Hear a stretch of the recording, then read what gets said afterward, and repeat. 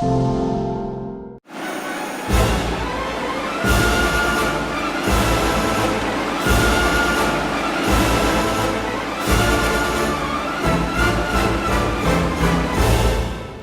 back, papery chums. First paper session of this new season. It's all about the transfer windows, and in a special tribute to the world of football, I've had ages to get the papers in for this, but instead I've gone out at the last minute and picked up whatever I could find, like a nice expensive German one. Sure, that'll come in handy soon enough. Anyway, main news this week, of course, Gareth Bale, biggest transfer hoo-ha since King Kenny ran off those Suarez t-shirts. Real's Bale unveiled, dominating headlines right across Europe, although not, as it turns out, in quite the way Madrid themselves may have been hoping.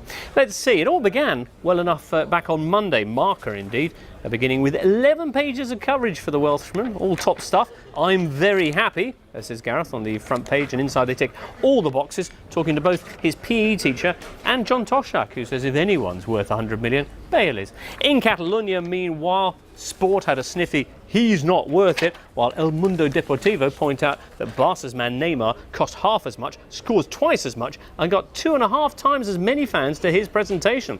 So, Marca were happy, the Catalans had the hump, everything was going according to plan. But a little bit like Gareth's keepy-uppies, things soon started going awry. AS's editorial, the very next day, on Tuesday, after the Presentación Galáctica of Bale at the Bernabeu, had this. Real President Florentino Perez is the king of summer. He's unbeatable at this kind of show. He gets headlines from here to Japan. Yes, Perez is the king of summer, but not the king of spring. Last year that belonged to Bayern, to Barcelona, even to Atletico Madrid. In fact, it's been 7 years now of Perez's presidency, and we've had just one Liga title and no Champions League. He's inherited the club of the century, but we're now dropping titles at a faster rate than since before the days of Di Stefano. Golly.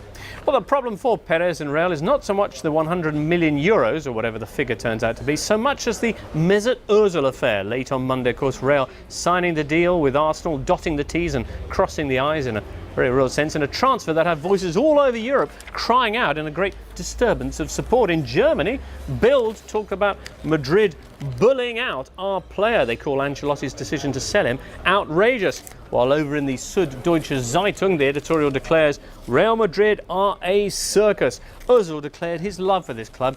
He was like a man who buys a bouquet of flowers and lays the table nicely, only to discover the person he's courting is sitting elsewhere in a fancy restaurant with someone else. Got anything you want to tell us? Everything all right with Mrs. Süddeutsche? Well, in Spain too, there was plenty of dissent. 67% of fans disagreeing with the move.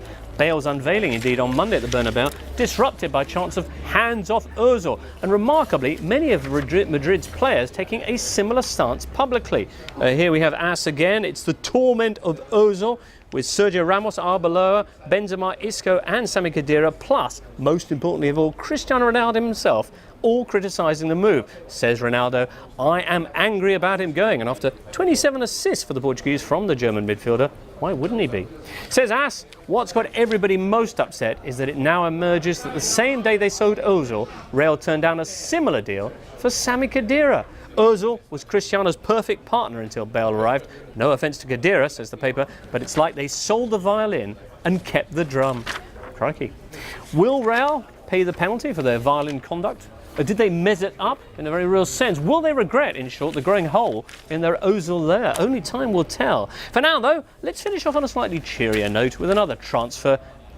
Kaká back at Milan. If Gareth Bale is now the most expensive player in the world, says El Mundo Deportivo, Kaká must be the cheapest. For 4 years after leaving Milan for Madrid for 75 million euros, the Rossoneri get him back for absolutely nothing. Not only that, but he's slashing his wages by 60% to do it, in another remarkable Rossoneri last-minute coup.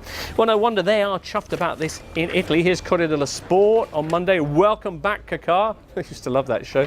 I'm back home, says the player. Gazzetta the same day. Cuore Kaká, the heart of Kaká. Finally, I'm back, he says. This is my home. You can see all the fans delirious there down in the streets. There were one or two dissenting voices. La Repubblica, for example, they say, it's a remake, and we know how those usually turn out. He's 31 years of age now, points out the paper, and if even his old chum Ancelotti can't find a place for Kaká in the team, there must be a reason.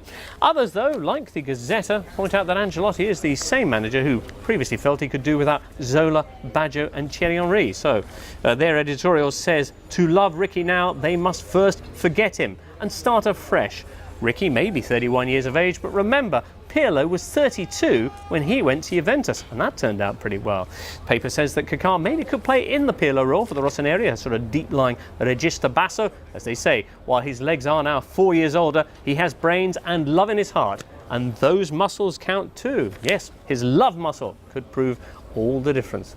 Well, we can't wait to see how all those three players get on at their new sides. Of course, we'll have to wait a little bit, as this weekend it's an international break, the which will be the subject of next week World Cup qualifying-tastic Euro paper roundup. Hopefully we'll be seeing you for that in around about 7 days. For now though, goodbye.